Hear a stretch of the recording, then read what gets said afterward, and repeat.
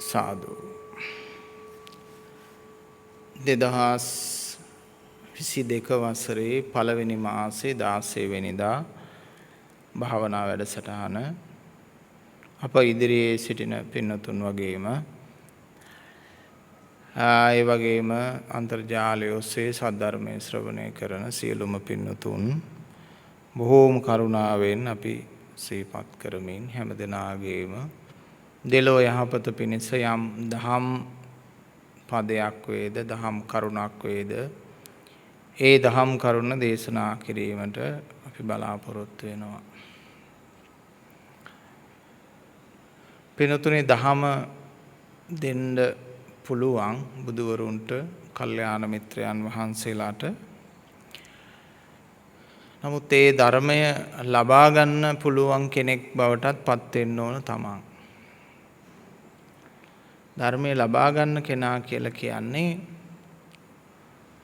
ධර්මය ලබා ගැනීමේ අපේක්ෂාවෙන් සත්‍ය අවබෝධ කර ගැනීමේ අපේක්ෂාවෙන් විදර්ශනාත්මකව ධර්මය ශ්‍රවණය කිරීම. විදර්ශනාත්මකව ධර්මය ශ්‍රවණය කරනවා. දහමක කරුණක වචනයක තියෙන පරතර ඒකේ තියෙන බර හොඳින් තේරුම් ගන්න උත්සාහ කරනවා. අන්නේ පුජ්‍යලයට අපි කියන හොඳ විචක්ෂණශීලී පුජ්‍යලේ. ඒ වගේම නුවණින් යුක්තව ධර්ම ශ්‍රවණය කරන පුජ්‍යලයෝ හැටියට අපි කල්පනා කරන්න පුළුවන්, සලකන්න පුළුවන්.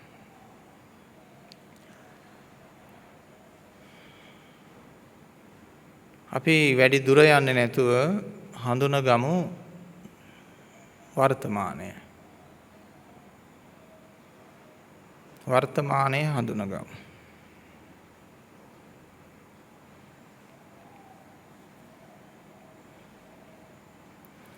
වර්තමානය කෙසේද?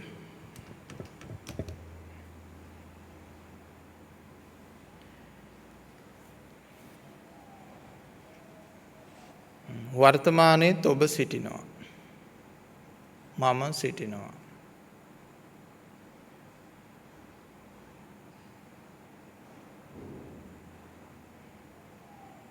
එහෙම නේද? දැන් මේ මොහොත කියන එක ගත්තාමත් මේ මොහොතේ කවුද ඉන්නේ? මම. සිතවිල්ලක් හැටියට, සංකල්පයක් හැටියට, දෘෂ්ටියක් හැටියට, මතවාදයක් හැටියට, ශක්තියක් හැටියට, දර්ශනයක් හැටියට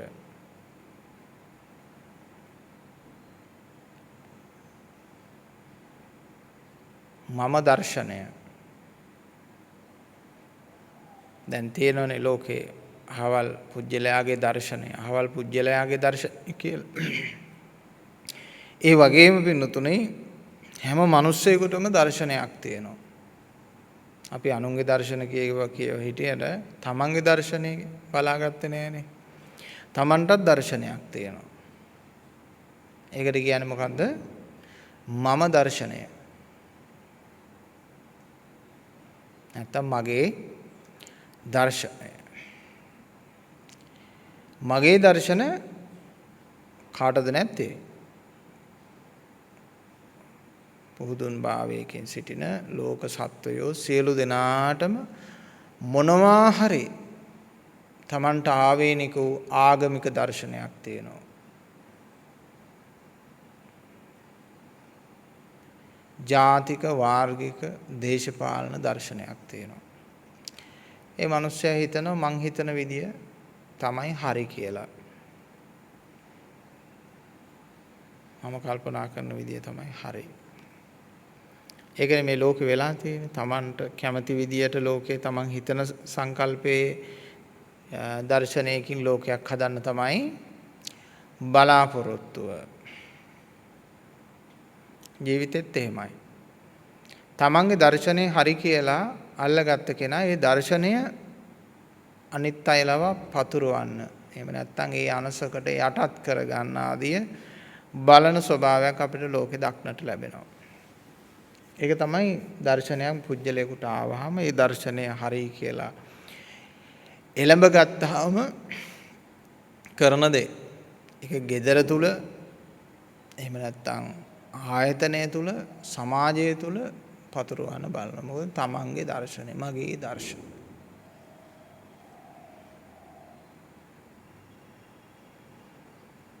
මම නැමැති දර්ශනය.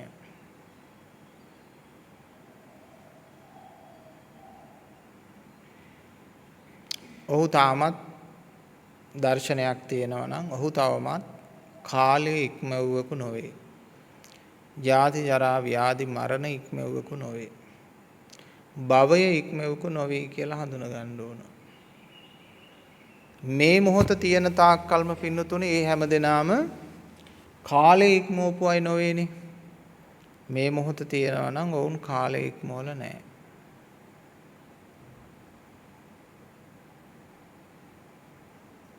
වර්තමානයේ තිබෙනවා නම් යමෙකුට වර්තමානය කියලා එකක් තියෙනවා නම් ඔවුන් කාලය ඉක්මවල නැහැ. ඔබ කාලය ඉක්මවන්න ඕන. දැන් ඔබම ප්‍රශ්නාර්ථයක් හදාගෙන සොයා යන්න ඕන කාගෙවත් ඉගෙන ගන්න. ලෑස්ති වෙන්න හොඳ නැහැ. දැන් උදාහරණයක් වශයෙන් අපි මෙහෙම කියන්නම්කෝ.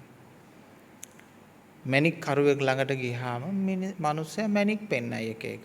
මේ තියෙන්නේ නිල් මැණික්, රතු මැණික්, කහ මැණික්, මේ තියෙන මේවා මේ මිල ගණන් වලට තියෙනවා. මේවා අධික මිල මැණික් ආදී මැණික් පෙන්නනවා. නමුත් මේ පෙන්නන මැණික් ඔබට ලබා ගන්න පුළුවන්කම ඔහු දෙන්නේ නැහැ ඔබට. ඔබට වෙනවා මැණික් ප්‍රදර්ශනාගාරයකදී කියලා අපි හිතමුකෝ පෙන්වුවොත් ඔබට ඒක හම්බ වෙන්නේ ඒක ප්‍රදර්ශනයක් තියෙන්නේ මේ ඔබට තියෙන්නේ පොළොවේ මැණික් සොයාගෙන යන්න. අන්න ඒ වගේ නිවන යමෙක් තුල පිහිටි ආකාරය, ලබාගත් ආකාරය, ලබා ගන්න ආකාරය දේශනා කළාම ඔබ තුලින් ඒ මැණික් මතු කරගන්න ධර්ම රත්නේ මතු කරගන්න මහන්සි වෙන්න ඕන.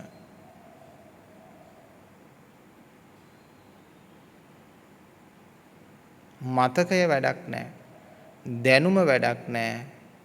ප්‍රත්‍යක්ෂතාවය. ඒ කියන්නේ අපිට දැනුම නෙමේ දැනෙන විදිය වැදගත් වෙන්න ඕන.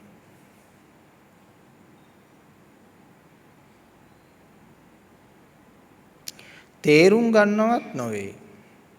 තේරුම් ගන්න දෙයක් නම් තේරුම් කරලා දීලා ඉවර කරන්න පුළුවන්.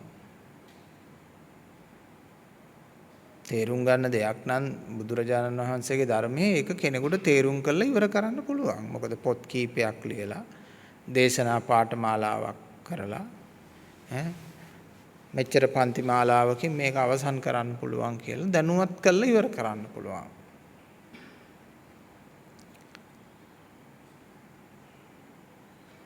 ඔබ තුලින් ඔබ සොයා ගන්න ඕන කුමක්ද මේ අපි ඇත්තටම සොයාගන්නේ? මමත්වේ නැති කර ගැනීම. සියලු දුක් නැති කර ගැනීම. මමත්වේ නැති කරගත්තොත් සියලු දුක් නැති වෙනවා පින්වත්නි.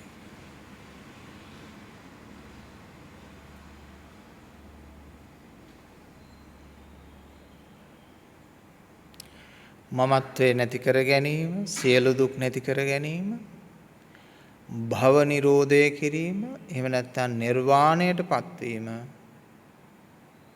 විමුක්තියටපත් වීම, සම්‍යක් දර්ශනයටපත් වීම ආදී වචන බොහෝමයක් භාවිතා වෙනවා.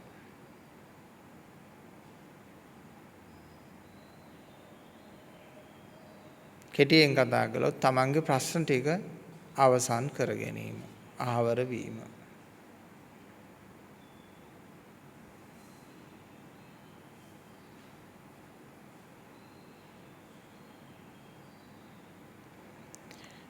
මම කියලා හිතන්නේ නැතුව ගවේෂණය කරන්න. දැන් ඔබේ දැනුමට සාපේක්ෂිතව ගමන් කළොත් එහෙම ඔබට දැනුමට අනුරූප වූ පරාසයන් තුළ පමණක් ගමන් කරලා දැනුමට සමාන නොවූ දේවල් ඔබ හැමදේම ප්‍රතික්ෂේප කරනවා.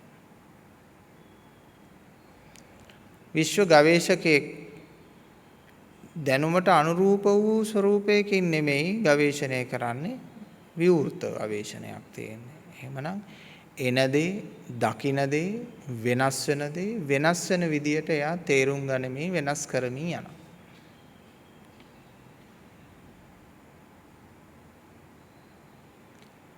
සැබෑ ගවේෂකයෙක් කියලා කියන්නේ ඒ වගේ කෙනෙකුට නැත්තම් තමන් වෙනස් කරන්නේ නැහනේ. තමන් හැම මොහොතකම වෙනස් වෙන්න ඕන. කොයි විදියටද අපි වෙනස් වෙන්න ඕන ධර්ම මාර්ගයේ යන කෙනෙක්?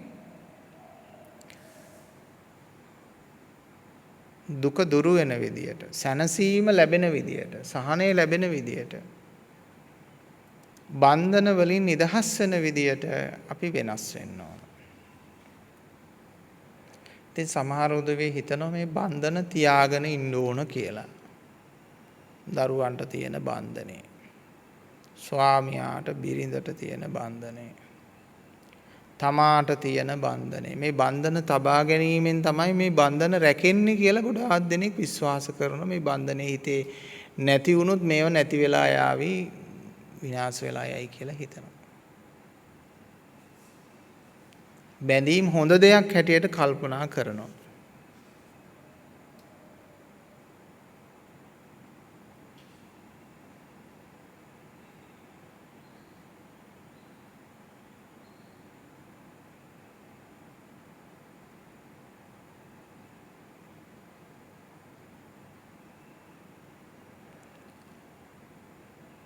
බැඳීම් කියලා කියන්නේ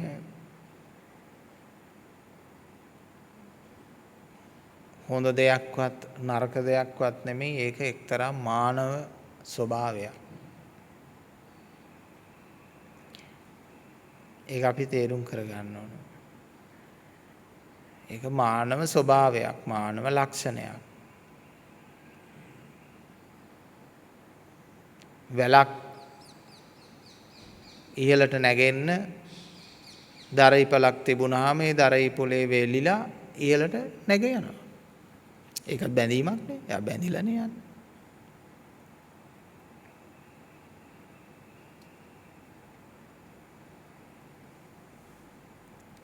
ගහක පළතුරු තියෙනවා. පළතුරු තියෙනකොට කුරුල්ලෝ ඇවිල්ලා ඒකට බැඳෙනවා. කැමති වෙනවා. ස්වභාව ධර්මයක්. ගහක පළතුරු තිබුණා, ඒකට කුරුල්ලෝ ආවා. ආයේ ගහේ පළතුරු නැති වුණා, ආයි කුරුල්ලෝ ගියා.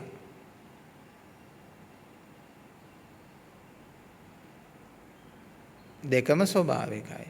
දෙකම ස්වභාවිකයි. කුරුල්ලන්ගේ නරක ගතියක් එහෙම නෙමෙයි. දැන් අපි නම් කියනෝනේ පළතුරු නැති කාලයටත් කළගුණ අමතක කරන්න හොඳ නැහැ, මේ පැත්තේ ඇවිල්ලා වාඩි වෙලා හරි ඉඳලා යන්න ඕන අත්තේ කියලා. ගහ එහෙම හිතන්නේත් නැහැ, කුරුල්ලෝ එහෙම හිතන්නේත් නැහැ. ඒක ස්වභාව ධර්මයක්. ස්වභාව ධර්මයක්, මානව ධර්මයක්.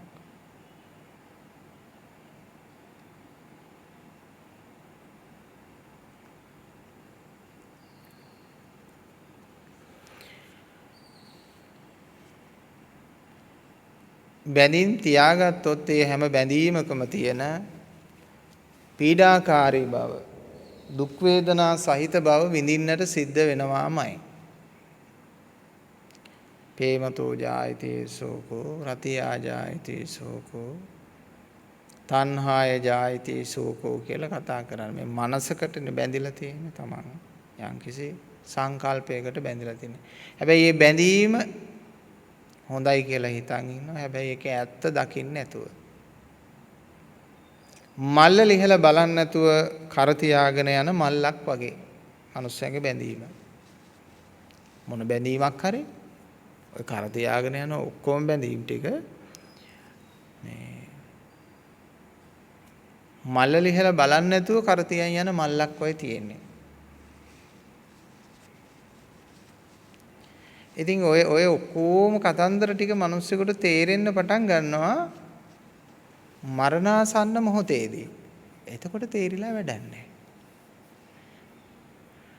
අනේ මට පිහිට දරුවොත් නැහැ, ස්වාමියාත් නැහැ, බිරිඳත් නැහැ, යාළුවොත් නැහැ, ධනයත් නැහැ, දීපලත් නැහැ, මොකවත් නැහැ කියලා තේරෙනවා මරණාසන්න මොහොතේදී. අත්තාහි අත්තනෝනාතෝ කියන අර බුදු බණ පදේ. අනේ මට මම විතරයි පිහිට වෙන්නේ, දැන් තනියෙන් තමයි ට්‍රැවල් කරන්නේ. එතකොට ඉතින් ප්‍රමාද වැඩි. දැන් ඉතින් මොනව කරන්නද?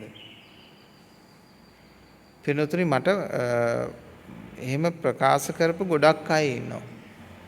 මරණාසන්න මොහොතට ගිහිල්ලා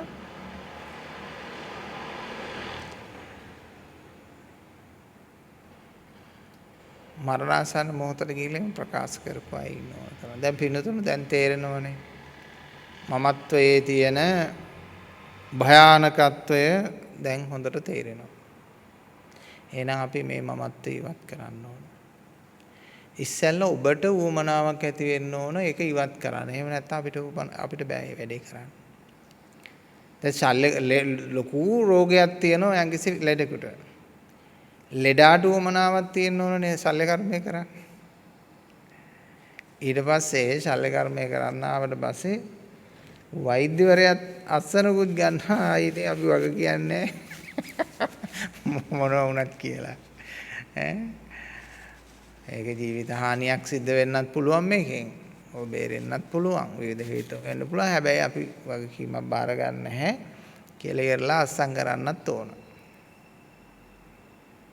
ඉතින් මේ ධර්ම මාර්ගයට ඇවිල්ලා ඒ වගේ ඉල්ලුම් පත්‍රයකටත් ඔබ අස්සම් කරනවද? අපිත් දෙනවා අර වෛද්‍යවරු අස්සම් කරන්න දෙන ඒ ඉල්ලුම් පත්‍රයේම අස්සම් කරන්න දෙනවා. ඒක මම ඇත්තටම කියවලා නැහැ. වෛද්‍යතුමියත් ඉන්න වෙලාවක අහගන්න ඕනේ මොනවද ඒකේ තියෙන්නේ කියලා.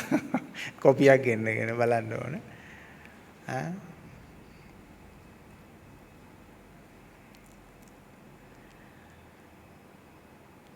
ඔබ අන්න ඒ වගේ කොන්දේසි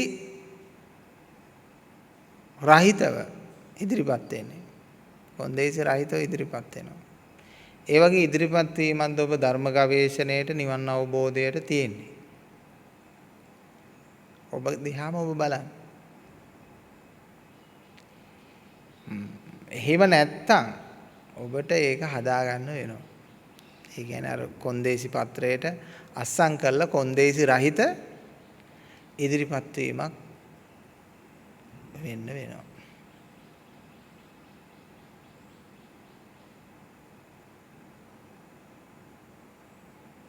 දැන් ඔය හමුදාවට එහෙම බැඳෙන අයටත් තියෙනවා යම් ඒගොල්ලන්ගේ මාතෘකා තියෙනවා. ඒගොල්ලන්ගේ තියෙන්නේ කල නොහැක්කක් නැත කියන වගේ සංකල්ප මාතෘකා තියෙනවා. ඒ කියන්නේ අර අහවල් තැන බෝඩක් තියෙනවා. ඒක මැදට ගිහිල්ලා සතුරු ප්‍රහාරයක් වුණා ලක් කරන්න කිව්වොත් මේක මරණය වුණත් ජීවිතේ වුණත් බේරෙනවා වුණත් මොනවද දන්නේ ඔහුට අනක් ලැබුණා නම් හැමතිස්සෙම යන් හා කියන මට්ටමේ තමයි ඉන්නේ. කරමු කියන මට්ටමේ තමයි වුන් ඉන්නේ. කල නොහැක්කක් නැත කියනවා වගේ. අපිත් එහෙමද? නිවන් දකින අය?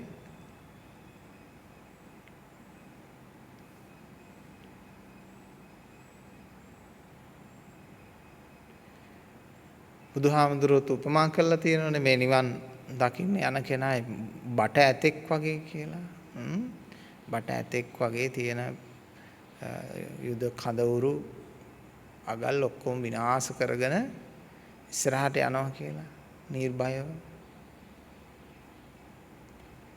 එහෙම නැතුව මේ මායя පරාද කරන්න බෑ කියලානේ කියන්නේ.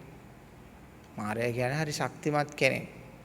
මනස කියන්නේ හරිම ශක්තිමත් කෙනෙක්. සංසාරේ යම් දවසක කුඩා ජීව ශක්තියක් හටගත්තා. ඒක මේ පෘථුවිය හටගත්තද වෙන ග්‍රහ ලෝකයක හටගත්තද වෙන චක්‍රාවාටයක හටගත්තද කියලා කියන්න බෑ.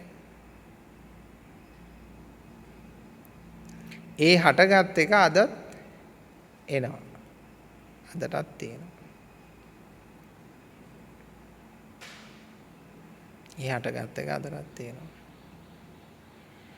මම ජීවිතේ දුකයි කියන නිර්වචනයට එන්නෙත් නැහැ. ජීවිතේ සැපයි කියන නිර්වචනයට එන්නෙත් නැහැ.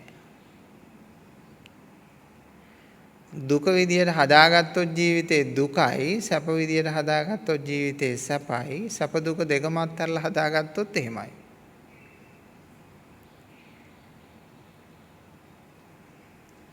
සංකප්ප රාගෝනේ, මේක සංකල්පයකට ඇලීමක් නේ තියෙන්නේ. එහෙමද නැද්ද? සංකල්පයකට ඇලීමක් තියෙන්නේ.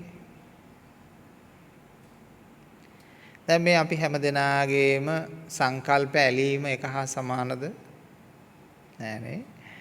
මට පුටුවෙන් පුටුව මෙහෙම බලද්දී හැමෝගෙම ඒ සංකල්පයේ ඇලීමේ විවිධත්වය, විෂමතාව පේන්න පටන් ගන්නවා. අවබෝධාත්මක මට්ටම, දර්ශන මට්ටම, එහෙම පේන ඕනම කෙනෙක්ගේ ඕරා එකක් තියෙනවා, ශක්තියක් තියෙනවා. අපි ඒකට යොමු කළොත් අපේ ආඥා චක්‍රය යවුවොත් එහෙම නැත්නම් තර්ඩ් අයි එකෙන් බැලුවොත් එහෙම ඕනම කෙනෙක්ගේ ඕරා එකේ තියෙන ස්වභාවය සහ මානසික ස්වභාවය, ඒ තියෙන අපි කියන සුවඳ කියලා. ඕනම මිනිස්සෙගේ සුවඳක් තියෙනවා. ඒ සුවඳ ලැබෙනවා. දැන් නාහයට ලැබෙන සුවඳවල් තියෙනවා. නමුත් ඒහා සමාන සුවඳක් කියලා නෙමෙයි එකෙන් අදහස් වෙන්නේ. ඒක ඥාණයට ලැබෙන සුවඳක් වැනි දෙයක්.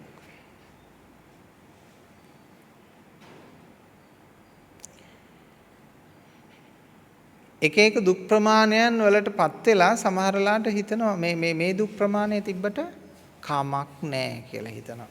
පිරිස් ඉන්නවා. මේ දුක් ප්‍රමාණය කමක් නැහැ.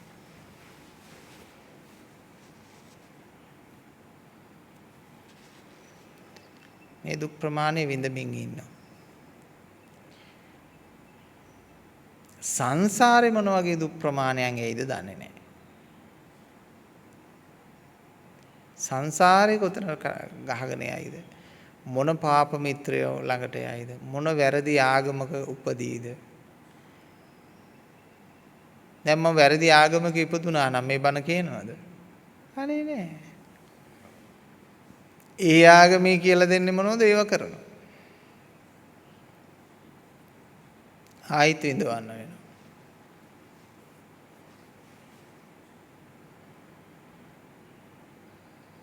ඉහළ නැගීම් වගේම ආයි වැරදි තැනක් පාප මිත්‍රත්වයක් ලැබුණොත් පහළ වැටීම් ආදී කොට ඇති මේ හැමදේම මේ සංසාරෙදී මේ සත්වයා භුක්ති විඳිය යුතුව තියෙනවා. තියන්නේ ඒ නිසා තමයි මේ මොහොත අත්හරින්න කියලා අපි මතක් කරන්නේ.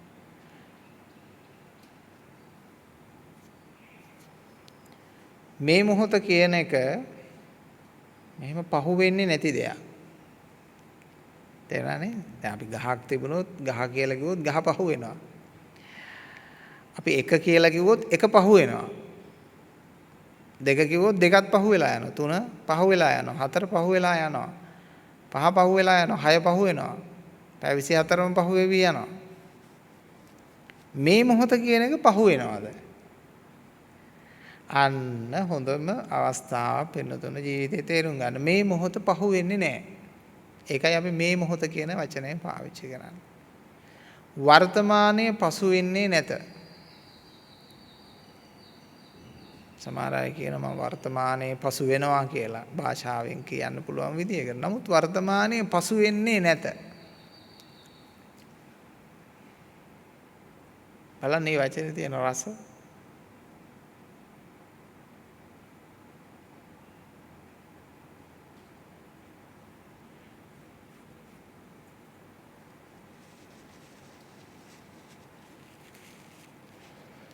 වර්තමානයේ පසු වෙන්නේ නැත.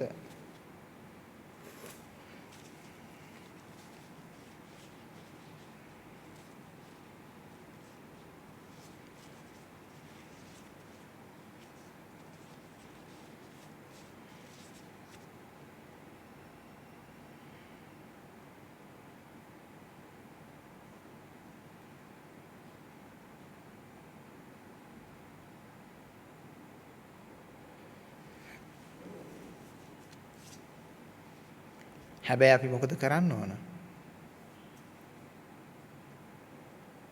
වර්තමානය මේ මොහොත අතහරින්න ඕන.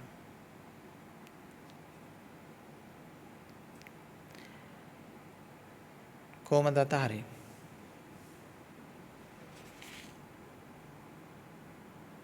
අල්ලගෙන ඉන්නේ.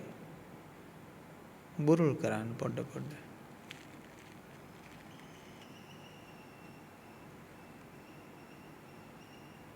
වෙන මුකුත් කරන්න දෙයක් නැහැ. අතහරින්න කියලා කිසි දෙයක් කරන්න යන්න එපා. මේම අල්ලගෙන ඉන්න ස්වභාවය තියෙනවනේ. ඒක ස්වභාවික වෙන්න. බුරුල් කරන්න. එතකොට අතහැරෙනවා. හැමදේම හැලෙන සුළුයි වැටෙන සුළුයි. මේම අතාරින්න විතරයි තියෙන්නේ. බුරුල් කරන්න විතරයි තියෙන්නේ. එතකොට ඒව හැලෙනවා. එහෙමද නැද්ද? දැන් මේම මං අත උස්සන් ඉන්නවා මේ. දැන් මේකට වීරිය ඕන. සිහිය ඕන. කැපවීම ඕන. මේකට ආශාවක් ඕන. තණ්හාවක් ඕන. අවශ්‍යතාවයක් ඕන. සංකල්පයක් ඕන. මොනවා හරි ඕන. දැන් මේකට දීපු මම ප්‍රෙෂර් එක නිසා මොලෙන් මේක රැකගෙන ඉන්නේ මේ. එහෙමද නැද්ද? හරි. ඒකට දෙන මම මේක අතාරලා දානවා.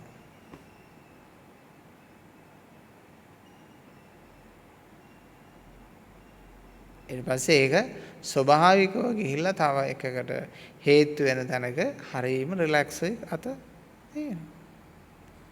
ඒ ඔබේ මනසත් එහෙමයි. මනස යම් තැනකින් නැගී සිටීමක් තියෙනවා නම්, ඉදිමීමක් තියෙනවා නම්, ඝනත්වයක් තියෙනවා නම් ඒ හැමදේම පවතින මේ විදියට. බුලු කරා නම්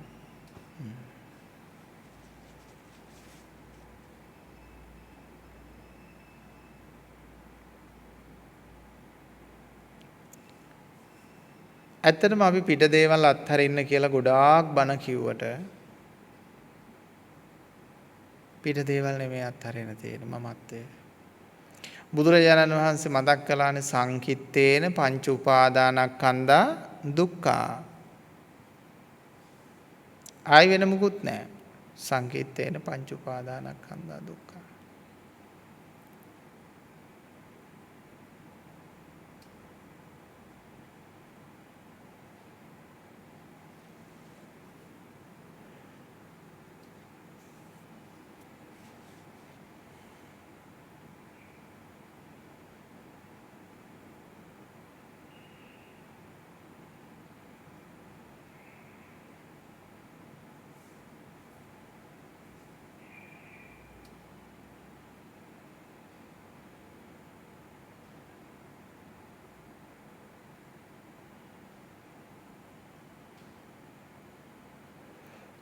පංච උපාදානස්කන්ධය ඈතින් වෙන කොහෙවත් නෙමෙයි දැනෙන්නේ. මෙන්න මේ මොහොතේ මේ දැන්.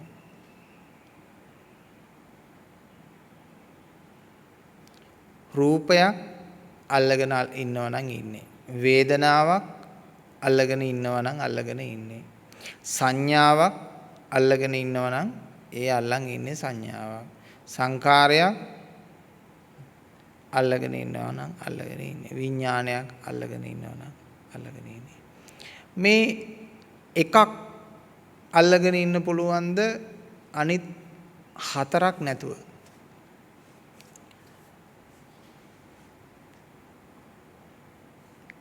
දැන් ඔබ වේදනාව අල්ලගෙන ඉන්න පුළුවන්ද ඔබට රූපය නැතුව, සංඥා නැතුව, සංකාර නැතුව, විඥාන නැතුව? මේව කතා කළාට මේ පංච උපාදානස්කන්ධයක් කියලා පහක් කතා කළාට පහක් නෑ මෙතන. මේක නෙල්ලි ගෙඩිය වගේ. අර පස්කෝ රස තියෙනවානේ. එක ගෙඩිය ඇතුලේ හැම රසක්ම තියෙනවා.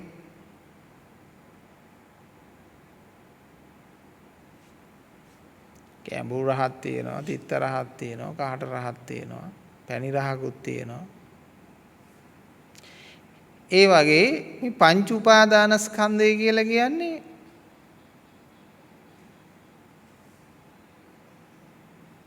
නෙල්ලි ගෙඩියේ රහ වගේ තමයි.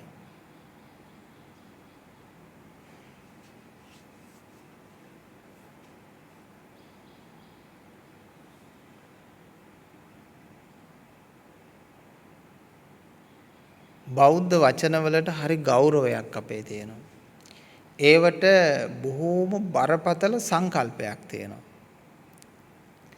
ඒ වගේම ඒවා අපට කවදාවත් ළඟා විය නොහැකි, ළඟා කරගත නොහැකි, ඊටාම ඉහළ තියෙන දේවල් හැටියට සලකනවා. ඒ කියන්නේ බුදු කෙනෙක් ඉපදිච්ච කාලයක විතරක් ජීවමාන වෙන දේවල් කියලා කල්පනා කරනවා. ඒක වැරදි.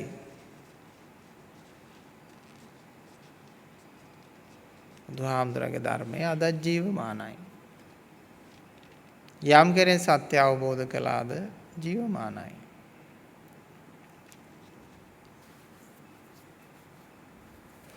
දැන් ගොඩාක් දෙනෙක් හිතන්නේ ලොකු සංකල්පයක් දාලා තියෙනවා මේ ධර්ම අවබෝධය කියලා කියන්නේ ආත්මය නැති කර ගැනීම. එහෙමනේ? එහෙම තමයි හිතන්නේ. ඒක තමයි බෞද්ධ ක්‍රමවේදය ඒක. ඒකටනේ අපි මේ මහන්සි වෙන්නේ ලබන ආත්මේ උපදින්න නැතුව ඉන්නේ.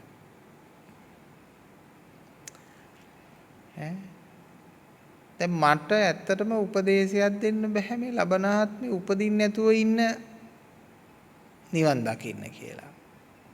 මම දන්නේ නැහැ මම ධර්මයේ දන්න නිසා කියනවද නොදන්න නිසා කියනවද කියලා. පොඩ්ඩක් ඕගොල්ලොත් හොයලා බලන්න. හොයලා බලන්න මොකද කියලා. ඔය කෝසල සංයුත්තේ එහෙම පොඩ්ඩක් කියවලා බලන්න. නිවන ගැන මේ කොසල් රජතුමාගේ තියෙන ගවේෂණාත්මක කතාවන් වලදී එක තැනකින් ඔප්පු වෙන දෙයක් තමයි. මේ කොසල් රජුරු අහනවා බුදුරජාණන් වහන්සේ මතු උපදීද නූපදීද කියලා. රහත් මේනින් වහන්සේලාගෙන් අහනවා, රහතන් වහන්සේලාගෙන් අහනවා. හැමෝගෙන්ම අහනවා වෙනතුනේ මේක ගිහිල්ලා. විමසනවා. කොසල් රජුරු කියන්නේ යා නිවන් දැක්කේ නැති වුණාට හැමදාම මේ බුදුහාමුදුරන්ගේ ධර්මයේ අමුතු විදියට පරීක්ෂා කරමින් හිටපු කෙනෙක්. ඒක නිසා මෙයාගේ වැඩේ යට පහ වුණා. භෞතිකවාදීවනේ බුදුහාමුදුරු දැක්කේ. ඔබ වහන්සේ මමයි දෙන්නම එක සමානයි කිව්වා. ඒ වගේ. ඔබ වහන්සේටත් මිනිස්සු වදිනවා මටත් මිනිස්සු වදිනවා. වහන්සේටත් මිනිස්සු තෑගි භෝග දෙනවා මටත් දෙනවා තෑගි භෝග. රජ්ජුරුවනේ. ඉතින් අපි දෙන්න මේකයිනේ.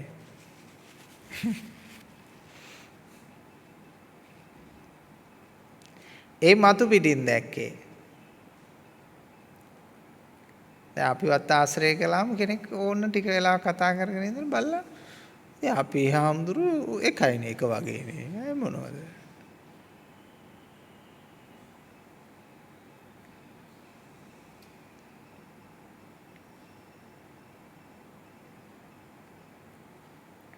බුදුරජාණන් වහන්සේ උපදේද නෝපදේද කියලා අහනවා. ඒ හැම මොහොතකම ඒක මම පුදුමයට මා අවදි කරපු වචන පෙළක් ඒකේ. ඒ සූත්‍ර දේශනාවේ තියෙන්නේ. මං අවදි කළා හරියට ඒ වචන ටික මොකද්ද කියන්නේ? ඒ හැම මොහොතකම දේශනා කරන්නේ බුදුහාමුදුරුවෝ එසේ දේශනා කර නැත. බුදුරජාණන් වහන්සේ උපදීද කියලා දේශනාවකුත් නැහැ නූපදීද කියලා දේශනාවකුත්.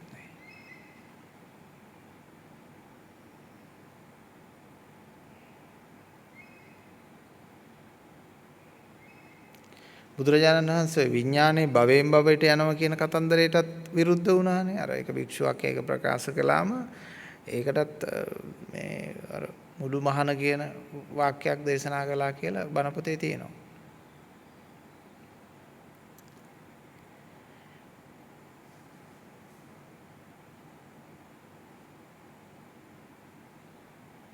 අපි ආත්මය නැති කරගන්න ගියොත් එහෙම ඒක වෙනවම ආකෘතියක් හදාගෙන ආකෘතියක් ලබන්න යන ගමන.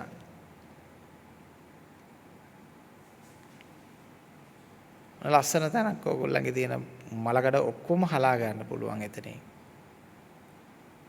ළමන ආත්මෙ නූපදී ඉන්න කියන concept එකක් හදාගෙන ඉස්සරහට ගියොත් එහෙම ඔබට කවදාවත් සත්‍ය මුණ ගැහෙන එකක් නැහැ.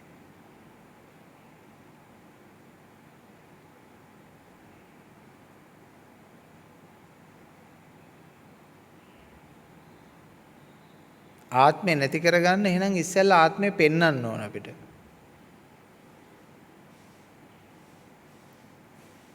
ආත්මය නැති කරගන්න. ආත්මය පෙන්වන්න එපා ඉස්සෙල්ලා. ආත්මය හඳුනා ගන්න එපා. නැත්තම් මොකද්ද අපි නැති කරන්නේ?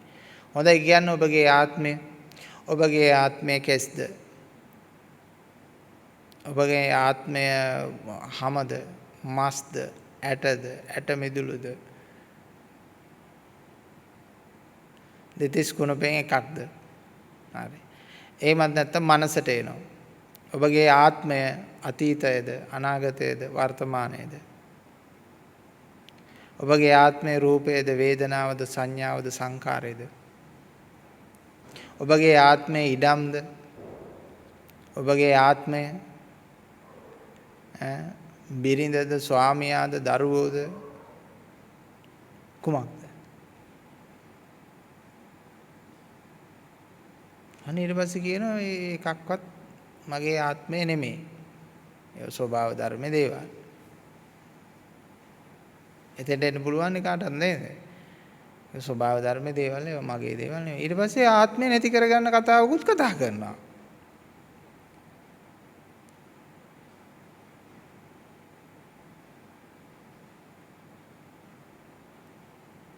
දැන් බලන්න මම හරිද කියලා බලන්න පින්නතුන් හරියට. පිළිගන්න එපා මේවා. මේ මම හරි වෙන්නත් පුළුවන් සමහරවිට වැරදි වෙන්නත් පුළුවන් පොඩ්ඩක් බලන්න. නුවණින් බලන්න පින්නතුන්.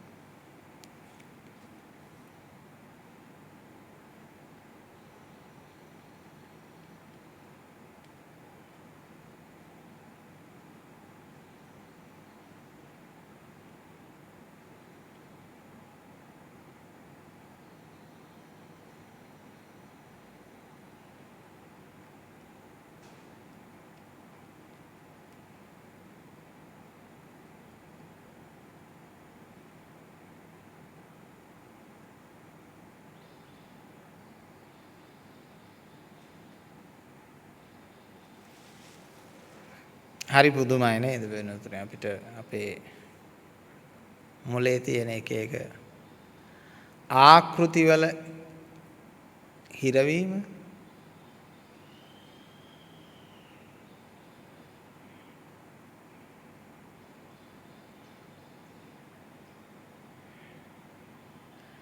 බලනකොට ජීවිතය කියලා කියන්නේ එක එක ප්‍රෝග්‍රෑම් වල හිර කරගත්ත ජීවිතයක්.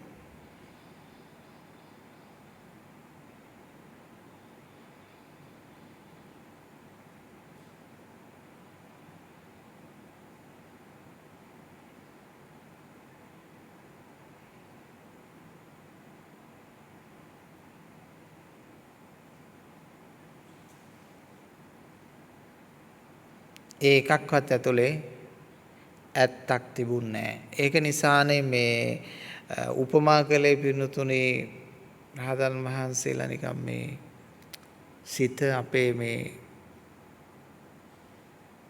සිතුවිලි පද්ධතිය සිත හරියට පෙන පිඩක් වගේ කියලා. ඒකෙන් අදහස් වෙන්නේ මේකයි. පෙන පිඩුව අපි පුපුරවල තියෙනවනේ. ඔය පෙන පුපුරවල මෙහෙම පාවෙන්නත් ඔය හදන පොඩි ළමයින්ට සෙල්ලම් කරන ඒවා තියෙනවා. ඒවා ආවහම අපි මේ ඇඟිල්ලේ ටච් කරලා පුපුරවන්න පුළුවන්. ඒ පුපුරවහම මොකද්ද ලැබෙන ප්‍රතිඵලේ?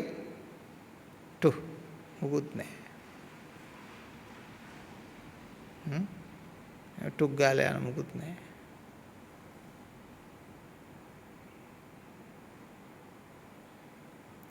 අපේ තියෙන ආකෘති අපේ තියෙන එක එක concept වලටත් කියන්න තියෙන ඕකම තමයි. ඕකට මෙහෙම ටච් කරාම මොකුත් නැහැ.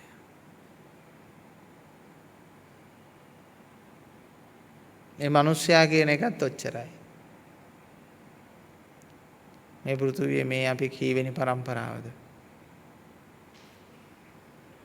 දැන් අපි ඥාතියින්ට පින් දෙන්න යනවා.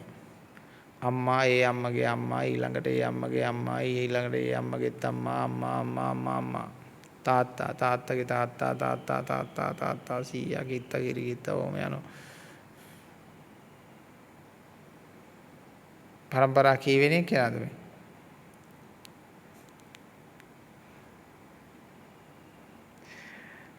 ඇත්තටම මේ අපි සාමාන්‍යයෙන් බැලුවත් પરම්පරා කීයකට ඔයාට ඥාතිය හොයාගන්න පුළුවන්ද? પરම්පරා 10ක් එහාට පුතාට හොයාගන්න පුළුවන්. තාත්තා තාත්තගේ තාත්තා ඒ තාත්තගේ තාත්තා ඒ තාත්තගේ තාත්තා પરම්පරා 3ක් නැත්නම් 4ක් වගේ යනකොට ඉවරයිනේ. ඊට යා නමක් දන්නෙත් නැහැ. අපිත් එහෙමයි.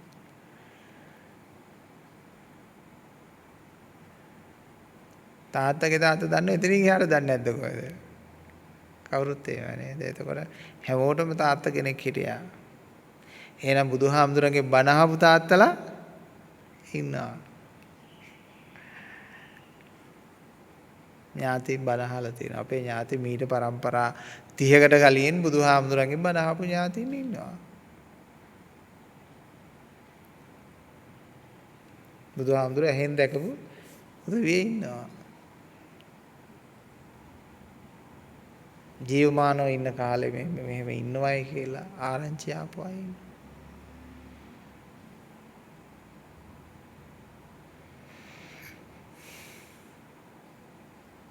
ධර්මය කියන්නේ කුමක්ද කියලා මේ වචන ටිකෙන් ඔබට තේරුම් ගන්න ඔබ මහන්සි වෙන්න. ඔබ මහන්සි වෙනවා. අපි මහන්සි වෙනවා වගේ දහස් ගුණයකින් ඔබ මහන්සි වෙන්න.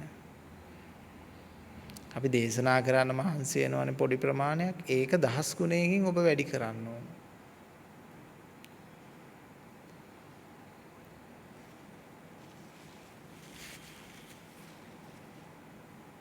ධර්ම ගෞරවය කියන්නේ ධර්මයේ ඉක්මනින්ම අවබෝධ කර ගැනීම.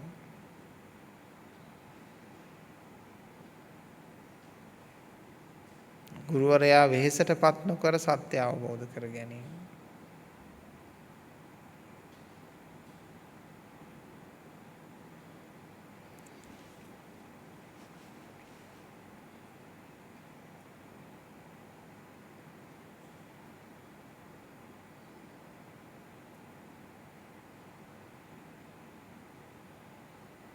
සත්‍ය තුල හැඩයක් නැහැ, වර්ණයක් නැහැ, සංකල්පයක් නැහැ.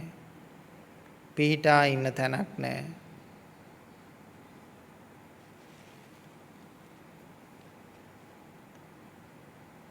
අතීතයක් නැහැ, අනාගතයක් නැහැ, වර්තමානයක් නැහැ.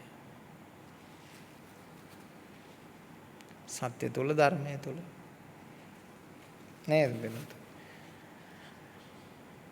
එවන් වූ ධර්මයක් සුවයිද, සැපයිද, ශාන්තද, ප්‍රණීතද කියලා කල්පනා කරලා බලන්න.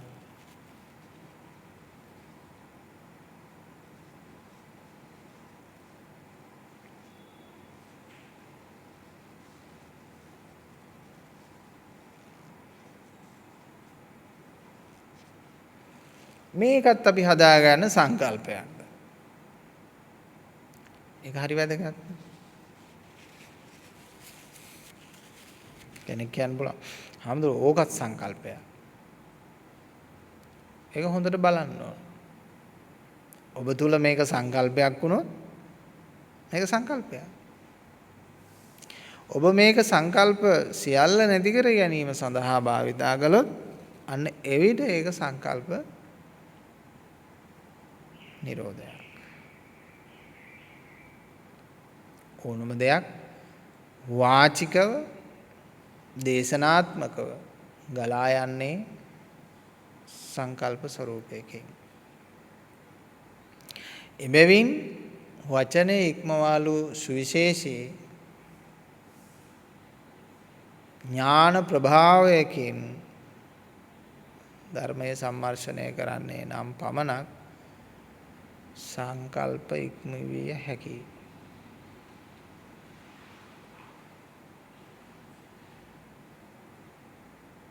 සංකල්ප ඉක්මවිය හැකියි.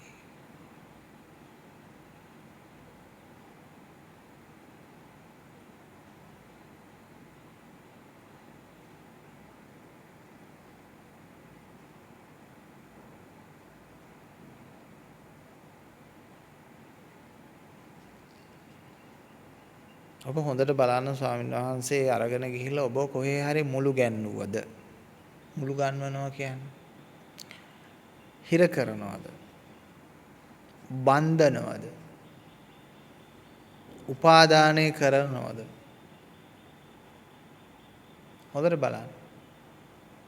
එවනම් නිකම් හරි මගේ ධර්මයේ තුලින් ඔබ යම් කිසි තැනක මුළු ගැන්වෙනවා නම්, උපාදානයේ සිද්ධ වෙනවා නම්, බන්ධනයකට හසු වෙනවා නම් ඒක හොඳ ධර්මයක් නෙමෙයි. සියලු බන්ධන ලිහා දානවා නම්, උපාදානයන් දුරු කරනවා නම්,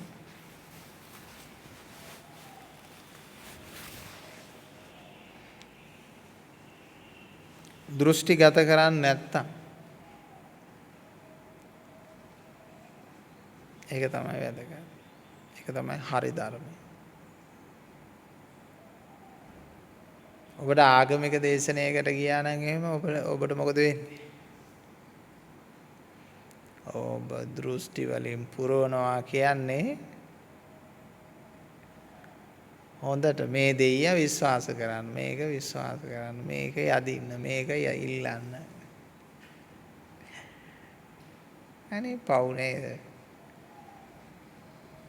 නිර්මාණශීලීව රැකියාවක් කරලා, වෘත්තියක් කරලා තමන්ගේ අවශ්‍ය කරන දේවල් ටික ගන්න මොලයක් නැති මිනිස්සු කණ්ඩායමක් ඉන්නවනේ. ඒගොල්ලෝ ඉල්ලීමෙන් යැදීමෙන් ඒක පමණක් බලාපොරොත්තු වෙනවා. ඒ මිනිස්සු හැමදාම යදිනවා.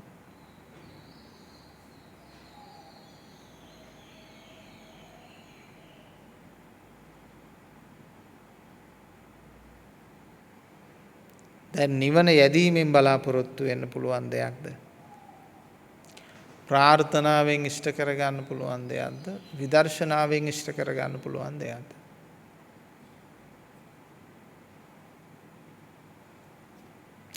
දැන් අපි නිවන කියලා එකක් කතා කරනවා. නිවන කියන්නේ මොකක්ද? දැන් අපි භාණ්ඩයක නමක් කිව්වොත් ඒ භාණ්ඩයක් තියෙනවා.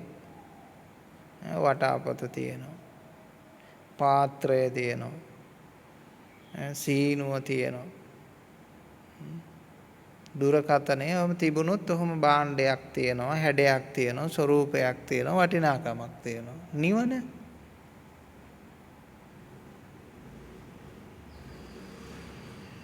නිවනේ හැඩේ මොකද්ද?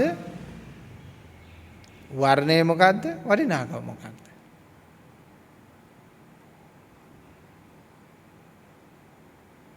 අහගත්ත දේ කියන්නේ නැතුව හොඳට බලලා තේරුම් අරගන්න එක.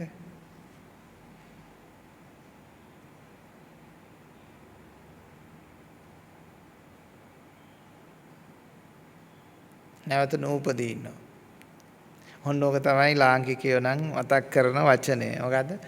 නිවන කියන්නේ නැවත උපදින්නේ නැහැ.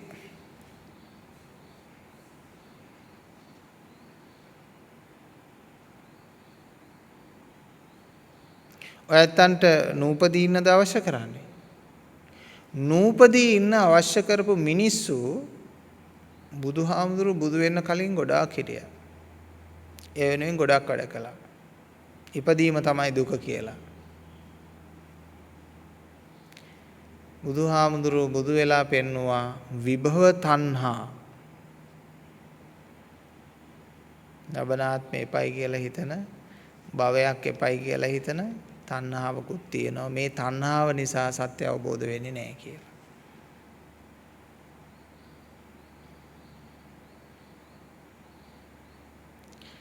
ඔබට ලබනාත්මයක් එපා කියන තණ්හාව තියෙනවා නම් ඒ විභව තණ්හාවක්. ඒක නිසා ඔබට සත්‍ය අවබෝධ වෙන්නේ නැත.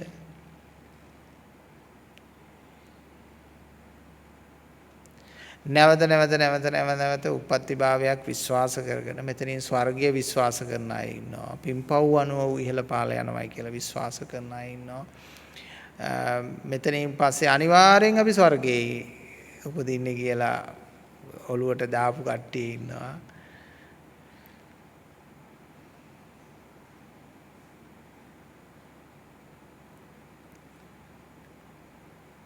ඒ ඔක්කොම තියෙන ප්‍රාථමික ඥානයක් තියෙන බුද්ධයක් තියෙන මනුස්ස ජනයාට මිසක් උසස් දර්ශනයක් තියන අයට නෙමෙයි. ඒවත් ඔහෙ තිබුණා වේකට කමන්නේ.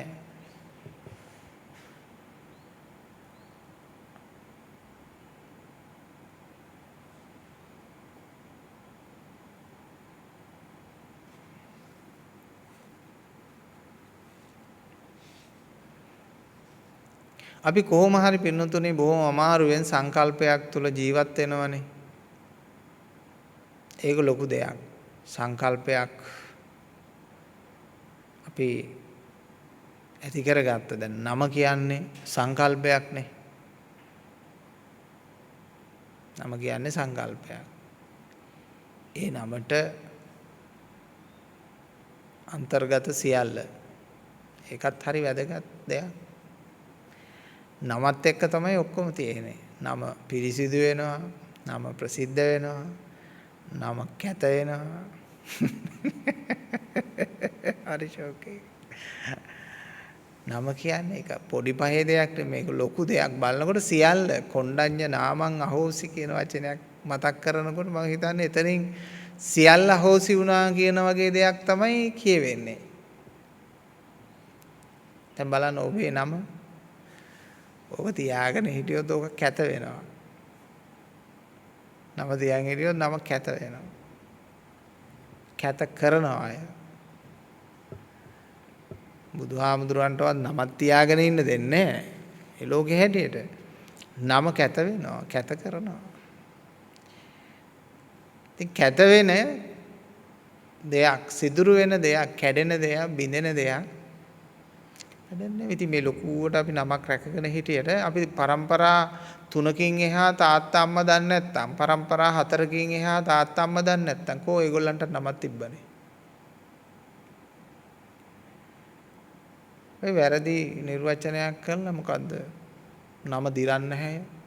රූපේ දිරනවයි කියලා. කොහෙන් ගත්ත නිර්වචනද දන්නේ නැහැ. ඉතින් නමක් දිරලානේ. නම නැත්තම් නම දිරලා. නම අහෝසි වෙලා.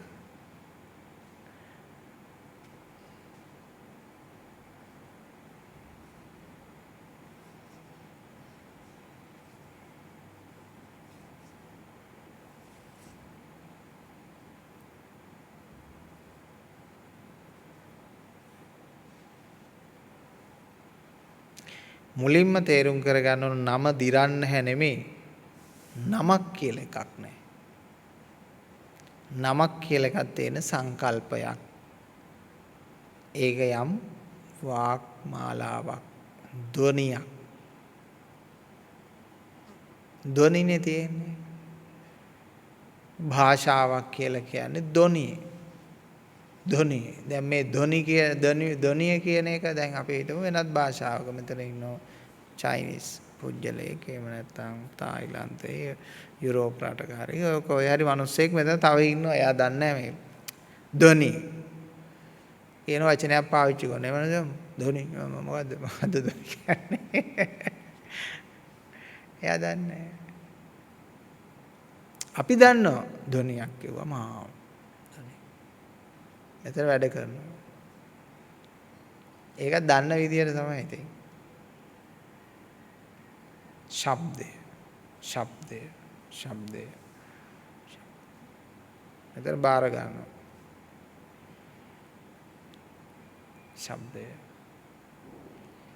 හරියට ඒවා බල සම්පන්නයි ශක්තිමත් වචනේ හරි ශක්තිමත්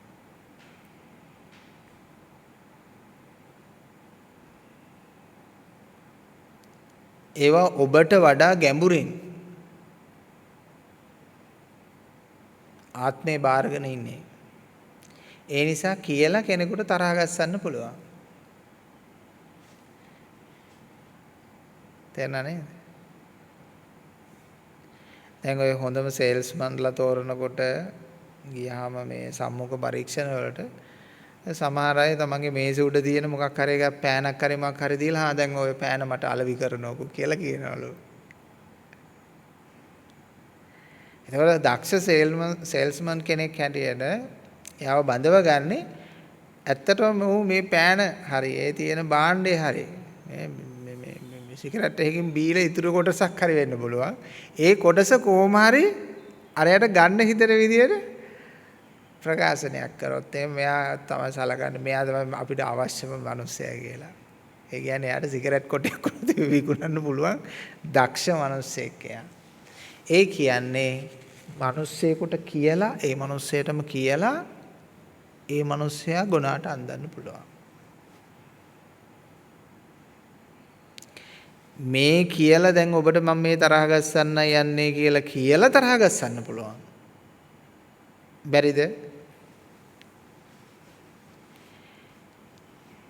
මේ කියලා මේ රවට්ටන්නයි යන්නේ කියලා මේ රවට්ටන්න පුළුවන්.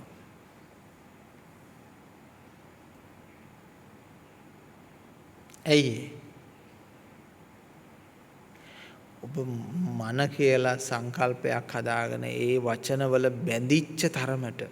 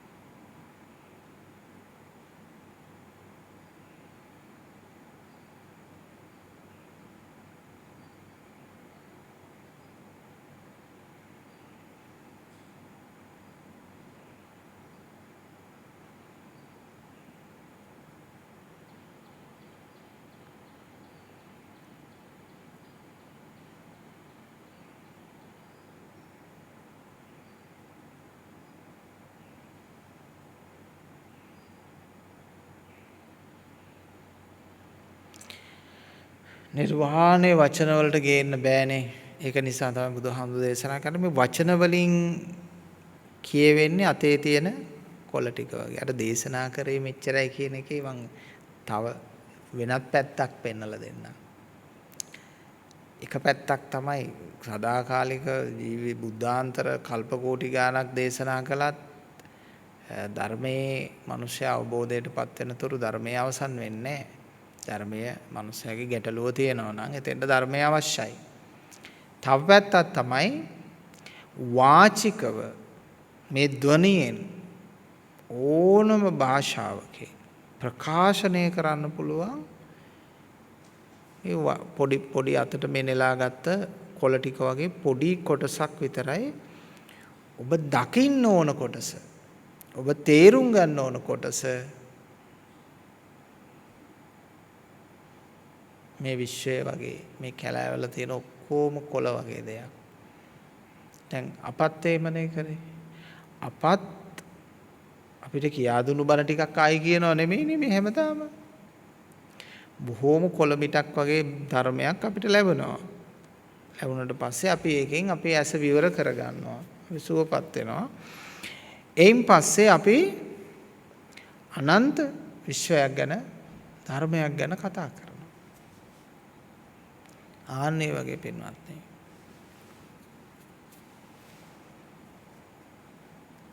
ඔබට තමයි විශාල කාර්යයක් තියෙන්නේ. සංකල්පයක හිර වෙන්න එපා. නිදහස්ව පාව යන ඉඩ අරින්න. නිදහසේ ඉන්න ඉඩ දෙන්න.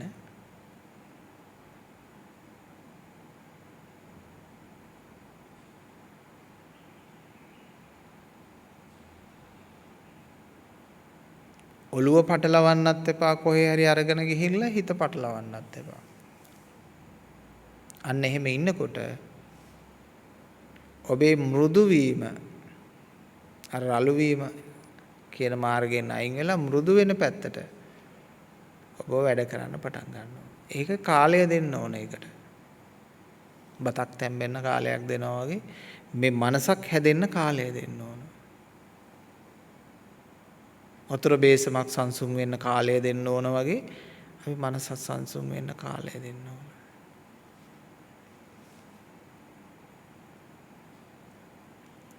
හැබැයි සංකල්පයක හිර වෙලා ඉන්න බෑ.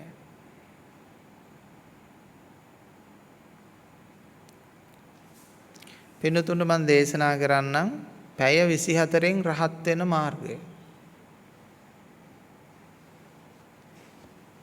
මම ඔබට දේශනා කරන්නම් පැය 24න් රහත් වෙන මාර්ගය.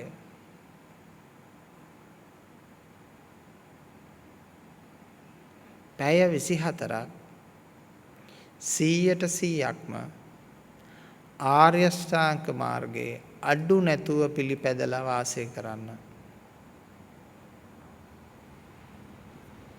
ආර්ය ශ්‍රාංක මාර්ගයේ මෙන්න මේ අහවල් අංගය අඩු උණයි කියලා පෙන්වන්න බෑ. ආර්ය ශ්‍රාංක මාර්ගයේ කරුණුවට 100%ක් පිළිපැදලා පැය 24ක් පිළිපැදීමෙන් ඉන්න ඔබ අරියත් භූමියටපත් වෙනවා.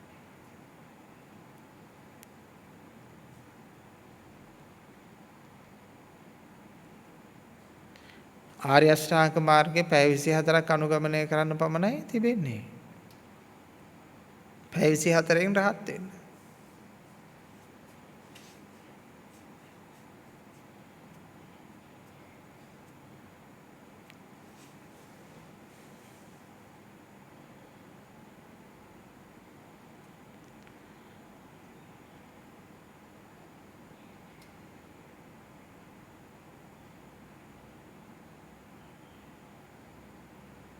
පුළුවන් ද පැය 24ක් ආර්ය අෂ්ටාංග මාර්ගය පිළිපදින්න?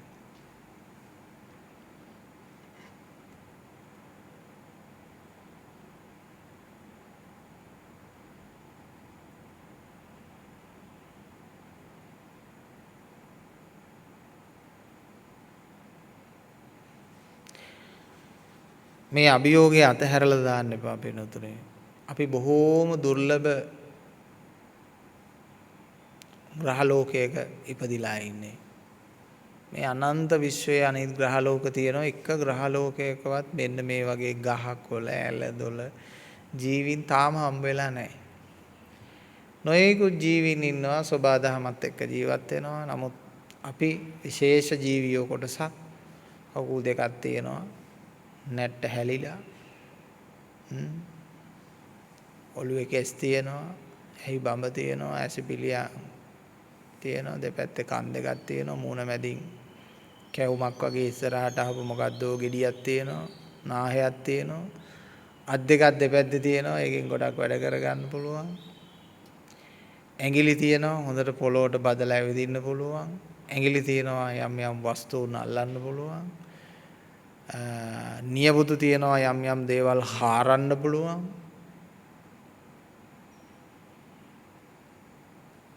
කන් තියෙනවා අහන්න, ඇස් තියෙනවා බලන්න, නාහය තියෙනවා සුවඳ බලන්න, රස බලන්න, දිව තියෙනවා. මුළු ශරීරයම සංවේදී ඉන්ද්‍රියක් හැටියට සීතල හුළඟ මේ හැමදේම ඇඟට දැනෙනවා. ලෝම රූප වලින් දැනෙනවා. මේ ලෝම කියලා පවා කියන්නේත් මේ ලෝකයේ විශ්වය සංවේදී කරන සන්නහක. ඒවට පවා නොයෙකුත් දේවල් දැනෙනවා. අර සමහර වෙලාවට කියන්නේ ලොමු දැහැගත්තා කියලා එහෙමත් වෙනවා. ඇඟේ වෙන ප්‍රතික්‍රියාවල් ලෝම වලින් පිට වෙනවා. ලෝම වලින් උරා ගන්නවා, ලෝම වලින් පිට කරනවා. ඉතින් හරිය දියුණු ජීවයක් අපි. පුදුම ජීවියෙක් අසතුටෙන් ඉන්න එපා. ඔබ සියල්ල ලබලා තියෙන්නේ. තේරුණා නේද? අසතුටෙන් පොඩ්ඩක්වත් ඉන්න එපා. ඔබ සියල්ල ලබලා ඉන්නේ. සියල්ල ලැබිච්ච එක අමතක කරලා ලැබිච්ච නැති එකක් ගැන දුක් වෙනවා. ඒක නැති කරගන්න මම ක්‍රමයක් කියන්නම්. ඒක ලැබිච්ච අය ඉන්නවනේ. ඒ කෙනෙක් ළඟට ගිහිල්ලා අහන්න ඕන ඔබ දැන් සතුටින්ද කියලා. තේරුණා නේද? දැන් අපි හිතමුකෝ කෙනෙක් කාර් එකක් නැති දුකින් ඉන්නවා. එයාට කරන්න දෙන්නේ මොකක්ද දන්නවද? ඒ දුක නැති කරගන්න. කාර් එකක් තියෙන මිනිස්සෙක් ළඟට ගිහිල්ලා අහන්න ඕන දැන් ඔබ සතුටින්ද කියලා. එතකොට මොකක්ද ලැබෙන උත්තරේ? දැන් අපිට උගන්වනවා. අපි කතිකාචාර්යවරයෙක් වෙන්න උත්සාහ කරනවා. මහාචාර්යවරයෙක් දැන් උගන්වනවා. මහාචාර්යවරයෙක්ගෙන් ගිහිල්ලා අහන්න ඕන දැන් ඔබ සතුටෙන්ද කියලා. පරිපූර්ණද? දැන් අපි ලෝය කෙනෙක් වෙන්න ඉගෙන ගන්නවා. ජේෂ්ඨ ලෝය කෙනෙක් ළඟට ගිහිල්ලා අහන්න දැන් ඔබ සතුටෙන්ද කියලා. දැන් ඔබ සතුටෙන්ද නෙමෙයි බෙල්ල වෙලා ගන්න විදියට. මේ රටේ ඉන්න දැවැන්ත අධිනීතිඥයෙක් ජජ් කෙනෙක් මට කිව්වා ආම්දුරනේ හිඟන්නෙක් වෙලායි බුදුනා නම් මම සන්තෝෂයි කිව්වා. මම ඇයි කියලා. නෑ හාමුදුරනේ මේ යක්කු හරි වෙන්න පුළුවන් වැරදි වෙන්න පුළුවන් අපිට ලැබෙන දත්ත අනුව අපි ගහනවා මිටිය උස්සලා අවුරුදු 15යි 20යි 30යි ජීවිතාන්තය දක්වා ඉල්ලුම්ගස් කියලා ගහනවා. අරුගේ මේ මොහොතේම ඇඟ ලොමු දැහැගෙන පිට වෙනවා මොකද්ද පාපතර ශක්තියක් ඒවා අපේ ඇඟේ වදිනවා අපි පිච්චෙනවා ඒවයින් කියනවා. ඒ වගේම ඕක නැකිට දවසේ හැම දවසකම නැකිටලා මෙනෙහි කරන්නේ අර මම මිටියෙන් ගාපු එක කිව්වා. හිරේ ඉන්න තාක්කල්ම උට උදේ පාන්දර නැකිට ගමන් පේන්නේ මම මිටියෙන් ගාපු එක කිව්වා. ඇයිද මේ මිටියනේ මේ මිනිස්සයා මේ ජීවිතාන්තය දක්වා හිරේ ඉන්නේ. ඉතින් ඌ හැමදාම මට සාප කරනවා ඇති. මට එන ප්‍රාර්ථනා කරනවා ඇති. මට දෙස් තියෙනවා ඇති. ඉතින් මං හරියට මේ පිච්චෙනවා මේකෙන්. හිඟන්නෙක් මට වඩා සන්තෝෂෙන් ජීවත් වෙනවා. අපිට මොනවද නැත්තේ? සල්ලි තියෙනවා. බලය තියෙනවා. ආරක්ෂකයෝ ඉන්නවා. කිසි දෙයකින් බය නැහැ. හැබැයි ලෙඩ වෙන එක නවත්තන්න කවුරුත් නැහැ. ඔත්පල වෙයි කියලා බයයි. ජරාවටපත් වෙයි කියලා බයයි. මට මේ බය නිරන්තරයෙන් තියෙනවා. මිනිහට ඒකෙන් බේරෙන්න ක්‍රමයක් නැහැ. නඩුවක් කියලා බේරෙන්නේ වයසට ඒක යන එක වළක්වන්න නඩුවක් කියලා බේරෙන්න පුළුවන් වුණා නම් මිනිහ නඩුවක් දාලා බේරෙනවා. බෑ. ඉතින් පින්නතුනේ පැවිදි භූමියක හිටියාම ලැබෙන අත්දැකීම් ඔය වගේ දේවල් කවුරුත් ඇවිල්ලා ඒ වගේ කෙනෙක් ඔයගොල්ලන්ට කියන්නේ නැහනේ. ඒ වගේ මිනිස්සෙක් ළඟ තියෙන දුක ඔයගොල්ලන්ට කියන්නේ.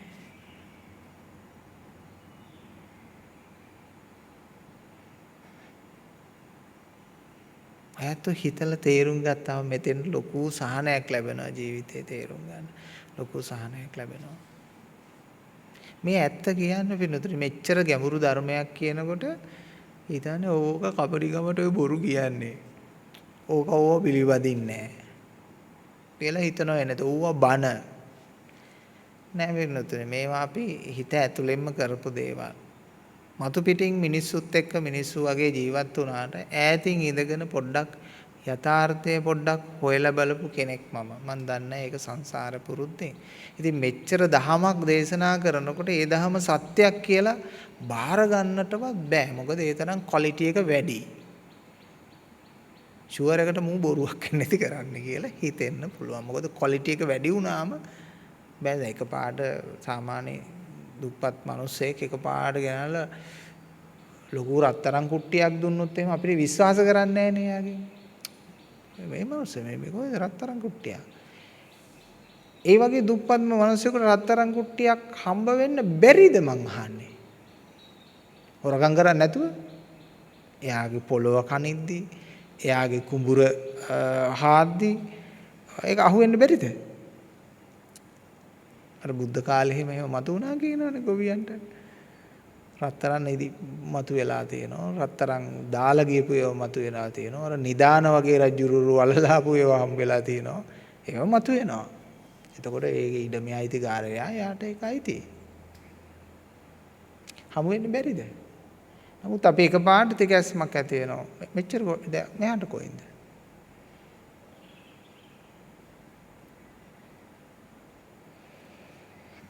එහෙම දෙයක් තමයි වෙන්න තුනේ. අපිත් ධර්මයේ හොයාගෙන හැමතැනම අර පොළව කනිනවා වගේ දෝනා හොයනවා වගේ හැමතැනම පොළව අර පෙරලල හොයනවා වගේ හැමතැනම පිස්සෙක් වගේ හොයාගෙන යනවා. මොකද්ද මේ කතා කරන බුදු හාමුදුරන්ගේ බණපදේ? මට වෙන කිසිම දෙයක් ඌමනා කළේ නෑ. මට වෙන අභියෝග පෙන්නුවා. මට අවශ්‍ය කරේ නෑ පින්නතුනි. මම දන්නේ මොන හේතුවකටද කියලා. අර පන්ති යන්න මේ පන්ති යන්න අර විභාග කරන්න අර උපාධි කරන්න මේ උපාධි කරන්න අර යන්න මේ නෑ මං හොයන්න ආපු දේ තමයි මම හොයාගෙන යන්නේ. මොකද මං අරව ලබාපු අය ඔක්කොම දැකලා තියෙන නිසා මට ඒකේ අභියෝගයකුත් නෑ. එතෙන්ට ගිහිල්ලා රහ බලන්න දෙයක්වත් නෑ කියලා හිතනවා. රහ බලන්න ඕමනා මෙන්න මේකේ. රහ බලන්න ඕන නිවනේ. නිවන් දැකපු මිනිස්සෙකුත් නෑ. නිවන් දැකපු හාමුදුරු කෙනෙකුත් නෑ. හොයාගන්න නෑ. හැමෝටම බෑ.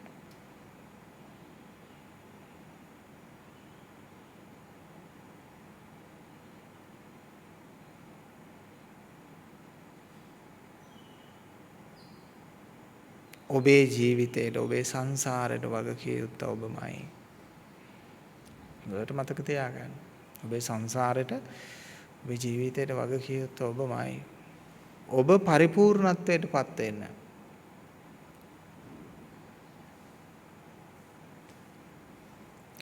ගතියක් ඇති කරගත්තොත් නම් ඒ ගතිය හැදෙනවා. දැන් ලී ගොඩක් තියෙනවා. ලී ගොඩෙන් මං ඔරුවක් හදනවා. එතකොට ඒක පුටුවක් නෙමෙයි ඒක ඔරුවක්. හැබැයි මං ඒ ලී ගොඩෙන් මේසයක් හදනවා. එතකොට ඒක ඔරුවක් නෙමෙයි මේසයක්. ඔබ ළඟ තියෙන්නේ අන්න ඒ වගේ ශක්ති ගොඩක්. මේ ශක්ති ගොඩෙන් පෙරේතෙක් හදන්න පුළුවන්, දෙවියෙක් හදන්න පුළුවන්, බ්‍රහ්මයෙක් හදන්න පුළුවන්, මිනිස්සෙක් හදන්න පුළුවන්, නිරසතෙක් හදන්න පුළුවන්, කබරගොයෙක් හදන්න පුළුවන්, ඕන කෙනෙක් සතෙක් හදන්න පුළුවන්. රිලවෙක්, පොළගෙක්, නයෙක් ඕන කෙනෙක් හදා ගන්න. මිනිස්සු ඒක හදා ගන්නවා ජීවත් වෙලා ඉඳි. මම දන්න එක ගම්මානයක ඉන්න ඒ ගෑනු කෙනෙක් හිටියා. ඒ ගෑනු කෙනා කටේ ඕනම වෙලාවක තියෙන්නේ නයෙක්. මොනවා හරි වුණොත් එහෙම කියන්නේ නයා කාපන් කියලා කියනවා. එයා තවත් තරහ ගියොත් එහෙම කියනවා මම නයෙක් ඇවිල්ලා උඹව කනවා කියනවා. ඔන්න ඔහොම තමයි බනින්නේ. ওই විදිහට තමයි බනින්නේ. හැමදෙස්සෙම නයා තමයි ඉන්නේ. තේරුණා නේද මාත්‍රකාව? හැබැයි යා මැරුණ නයෙක් කාලා. එයාත් මැරුණේ නයෙක් කාලා. නයෙක් කාලා මැරුණට පස්සේ ඒ ගෙවල් ආශ්‍රිතව ඒකට සම්බන්ධ වෙ නයෙක් වෙන්න පටන් ගත්තා ටික කාලෙකින්. ඒ ගෙදරම ඉන්නවා. හානියකුත් නැහැ. ඉතින් ගොඩාක් දුරට ඒ අයම විශ්වාස කරන්න පටන් ගත්තා. මේ අපේ අම්මා තමයි කියලා. එතකොට එයා අර උපාංග ටික එකතු කරලා හැදුවේ මොකද්ද? නයෙක් හැදුවා. නයෙක් හැදුවාම නයෙක්. පෙරේතෙක් හැදුවාම පෙරේතෙක් වෙනවා. නැහැ තමයි ඇත්ත තමයි නැහැ තමයි. හැබැයි ඔබ හැදුවොත් ලී ගොඩේ බෝට්ටු නැහැ. ලී ගොඩේ මේස නැහැ. ලී ගොඩේ පුටු නැහැ. ලීත් නැහැ.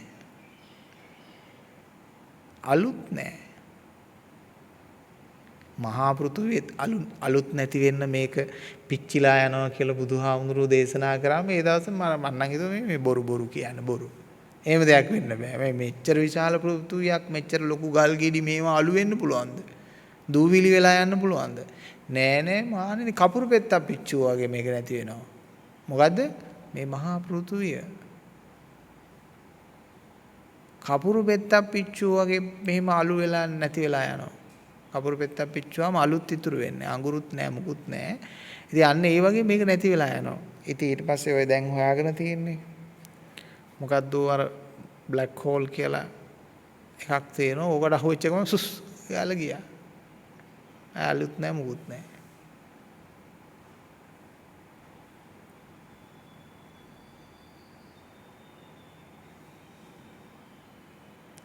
ආලෝකයටවත් ඒක හරහා යන්න බැරුව ආලෝකයක් ඇදලා ගන්න වේගයක්.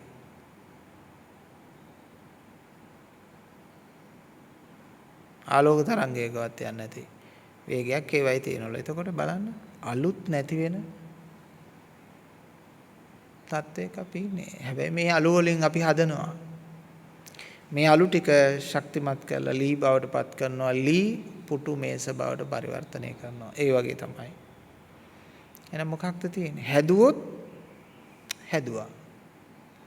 හිටියොත් ඉන්නවා. දැන් හැම ආගමිකයෙක්ම ඉන්නවා ආගමික ප්‍රභේදන තියෙනවා. දාස් ගානක් තියෙනවා. ඒ දාස් ගානගේ එක එක්කෙනාගේ ඔළුව වල එක එක concept එක වැඩ කරනවා. එක එක දෙවියෝ ඉන්නවා. එක එක භූතයෝ, එක එක විශ්වාස. දැන් බෞද්ධ ආගමේම ටිබෙටියන්ස්ලාගේ මහායානගේ සියන් නිකායේ රාමඤ්ඤ නිකාදී මෙහෙම ගත්තාම ගොඩක් අය ඉන්නවා. ඔය ටිබෙටියන්ස්ලාගේ එහෙම ඉන්නව බය හිතෙන මේ රූප ඒගොල්ලෝ අදහනවා. මන් දන්නේ මොකට අදහනවද කියලා. ඒ පින්තූර අතිශයින්ම බය වෙන විදිහට තමයි හදලා තියෙන්නේ. ෆොටෝ ගැහිීමක් තහනම් කරලා තියෙන්නේ.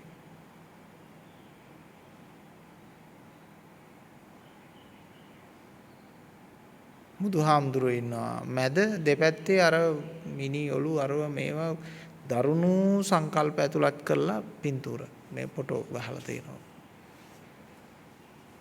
බෞද්ධ ස්ථානයක ඒවා විවෘතව තියලා වඳින්නක් තියලා ෆොටෝ ගැසීම තහනම්.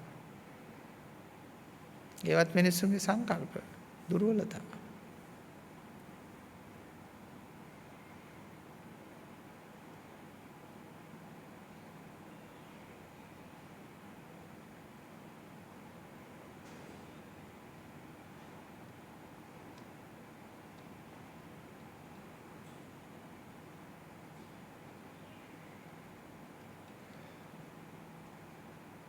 ඉතින් ඒවා ආශ්‍රයෙන් පින්නතුනේ අපි බලන්න ඕන අපි ළඟ තියෙන සංකල්පය අපි ළඟ තියෙන මේ ප්‍රශ්නය නිදහස් කරගන්න. ලෝකෙ ගැන අපි කතා කරමු ඕන තරම් ඊට පස්සේ කතා කරන්න පුළුවන්. මම මේ බණ කියන්න පටන් ගත්තේ මගේ ප්‍රශ්නේ මං විසඳගෙනනේ. ඒ ගැන මං හරි සන්තෝෂයි. දැන් 20 වසක් පහු කළා.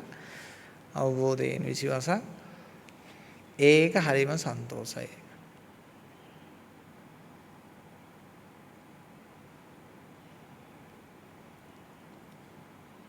දුක් විඳින සංඥාව එළෙව්වයි කියන්නේ. දුක් මොකක්වත්ම දැනෙන්නේ නැති ගල් ගෙඩියක් කියලා කියනවා නෙමෙයි. ඕනනම් ඕනම දුකක ස්වභාවික දෙයක් එහෙම දැනෙනවා, දන්නවා.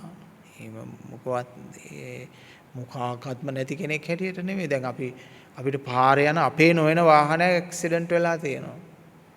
අපිට ඒ කියන්නේ පුංචි සංවේදීයක් නැද්ද? කවුරු හරි මිනිස්සෙක් අතපය කඩාගෙන තියෙනවා. අපිට කියලාවත් කියන්නේ නැද්ද? කියනවා නේ. හැබැයි අපේ නෙමෙයි. අපේ ජාතියෙත් නෙමෙයි, අපේ ආගමෙත් නෙමෙයි, අපිට සම්බන්ධයක් නැහැ.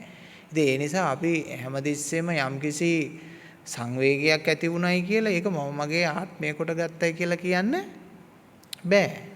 එයාගේ දෙයක් වෙච්ච නිසා එයා නෑ. කාට වුණත් මානව ධර්මයක් තියෙන මිනිස්සෙකුට සංවේදනා තියෙනවා. ඒ වගේ බුදුවරුන්ට ආර්ය ශ්‍රාවකයන්ට ධර්ම සංවේගය කියලා වචනයක් පාවිච්චි කරනවා.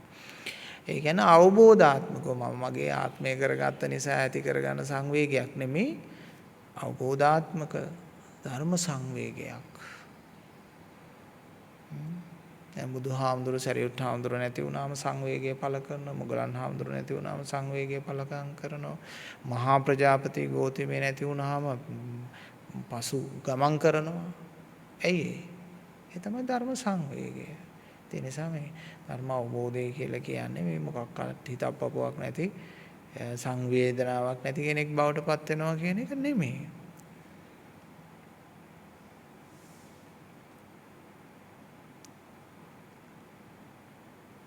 අයිතියක් නැති ස්වභාවයකින් සියල්ලටම ප්‍රවිෂ්ඨ වෙනවා. අයිතියක් නැති ස්වභාවයකින් සියල්ල පරිහරණය කරනවා. තමන්ගේ ශරීරය වෙන්න පුළුවන්, කන බොන එක වෙන්න පුළුවන්, පවතින එක වෙන්න පුළුවන්. අයිතියක් නැති ස්වභාවයකින් පරිහරණය කරනවා. ඒ කියන්නේ මේක අනුන්ගේ කියලා නාස්තිකාර ස්වභාවයෙන් පරිහරණය කරනවා නෙමෙයි. එතකොට හිතන මේ ආසාවක් නැතුව කියලා. මම හිතන්නේ සත්පුරුෂ මිනිස්සෙක් අනුන්ගේ වාහනයකට කොට වුණත් කකුලේ වැලි ටික ගසලා බොහොම පරිස්සමට ඒක නැගලා කටයුතු කරනවා. අනුන්ගේ වාහනයක් ඩ්‍රයිව් කරත් ඒක බොහොම පරිස්සමෙන් කරනවා. එයාගේ තියෙන සත්පුරුෂකම. අනුන්ගේ වාහනේ ගියත් ඒකේ තෙල් මේව බලනවා. දැන් අපේ මිනිස්සු නම් ඉතින් අනුන්ගේ වාහනයක් දුන්නම් උන් ලාම්පු තෙල් ගහන්නේ යන්නේ ඒකට. ඉතින් ඒක නිසා මේ සත්පුරුෂයා කියන කෙනා ඒ සත්පුරුෂ චරිත භාවයේ වඩා ප්‍රකටව පෙන්වනවා. හැබැයි ඒක තණ්හාව නිසා, මානෙ නිසා නෙමෙයි, සත්පුරුෂ ගුණාංග නිසා.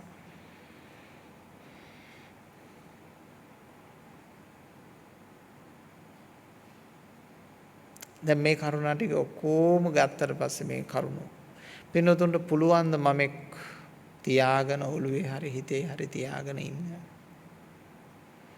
ඒක විද්‍යාත්මකද? ඒක යථාර්ථවාදීද? ඒක හරිද? ඒක බාල වැඩක්ද? එහෙම නැත්නම් ඒක සුපිරි වැඩක්ද? කොහොමද ඔබ හිතාගෙන ඉන්නේ මම තියාගෙන ඉන්න එක බාල වැඩක්ද සුපිරි වැඩක්ද? මම නැති කරගන්න විදිය.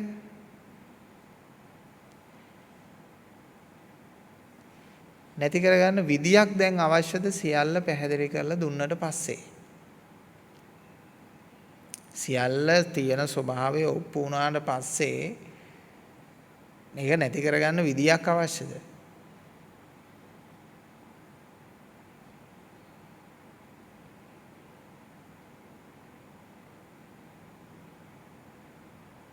මේකත් හරියට පින්නතුනේ මේ මමත්වයත් අර අමතක වෙලා සෙරප්පු දෙකක් දාගෙන වගේ තමයි මාරු වෙලා.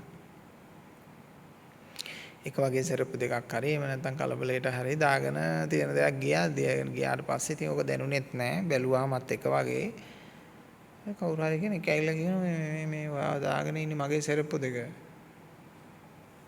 බැලුවාම නෑ නේ මේ මගේ දෙක නෑ ඕක මේ කියලා කොහොම හරි එළියට පන්නලා ඔන්න ඕක තියෙන අකුරක් හරි ලාංඡනයක් හරි මොකක් හරි එකක් පෙන්නනවා ඉතින් ගහලා තියෙන. ඒක ඇත්ත නෙන්නන්නේ මේක මගේ නෙමෙයි. අන්න ඒ වගේ දෙයක් වෙන්න තුනේ. අපිත් මේ ලෝකේ අල්ලගෙන ඉන්නේ නොදන්න කමට. ඒකට කියනවා අවිද්‍යාව කියලා. නොදන්න කමට කියනවා අවිද්‍යාව කියලා.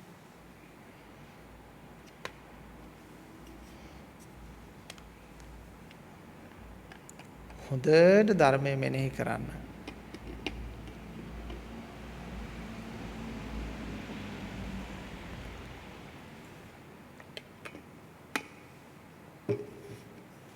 හොඳින් ධර්මය මෙනෙහි කරන්න. ධර්මය මෙනෙහි කරනවා කියලා කියන්නේ ඒක හරි ලස්සන දෙයක් වෙන්න තුනේ. ජීවිතේ හොයාගෙන සංචාරය කරනවා කියන්නේ ඒක හරි ලස්සන දෙයක්. තේදේ කරන්න පින්නතුන් හැමදෙනාටම වාසනා භාග්‍ය ලැබේවා කියලා අපි ප්‍රාර්ථනා කරනවා. හැමදෙනාටම තෙරුවන් සරණයි. සුවපත් වේවා. අද දවසේහි පින් ඇති දායකත්වය අපි සිහිපත් කරන්න කැමතියි. අද දවසේහි පින් ඇති දායකත්වය සිදු කරනු ලබන්නේ ප්‍රේමරත්න අල්විස් පින්වත් මැතිතුමා සහ මැතිණිය අරමුණු බවට පත්වන්නේ ජනවාරි මාස 20 වෙනි දින එදී තිබෙන ප්‍රේමරත්න අල්විස් මැතිතුමාගේ උපන් දිනය නිමිති කොටගෙන ත්‍රිවිධ රත්නයේ ආශිර්වාදය ප්‍රාර්ථනා කරගෙන එතුමට සද්ධර්ම අවබෝධය වහවහ සැලසේවා කියලා ප්‍රාර්ථනා කරනවා අපි. ඒ වගේම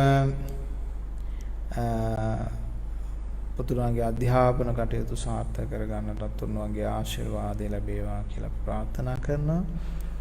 ඒ වගේම අප නමින් මිය පරලෝ යානට යෙදුණු ඥාති මිත්‍රාදී හිතැයිසී මව්පියෝ යම් තාක් අප නමින් මිය පරලෝ යන්නට යෙදුණද හැම දිනාටමත් සංසාරයෙන් පින් පඬුරක් වේවා කියලා අනුමෝදන් කිරීම.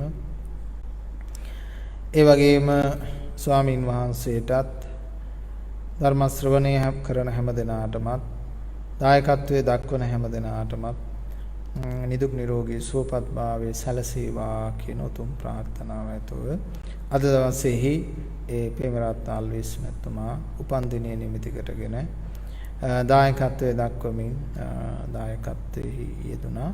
ඒ පින්තුන්ගේ සියලුම සත්ප්‍රාර්ථනා බලාපොරොත්තු ඉෂ්ට සිද්ධ වේවා. සද්ධර්මයේ ආශිර්වාදය ලැබේවා කියලා අපි ප්‍රාර්ථනා කරනවා. අභිවාදන සීලස්ස නිච්ඡං උද්ධාපචායිනෝ චත්තාරෝ ධම්මා වඩ්ඩන්ති ආයුවන්නෝ සුඛං බලං ආයුරාෝග්‍ය සම්පatti පඤ්ඤාවන්තස්ස හේතුච අතෝ නිබ්බාන සම්පatti මිනාතේ සමිඤ්ඤතු. සම්බුදු සරණ වේවා. සෝපත්තේ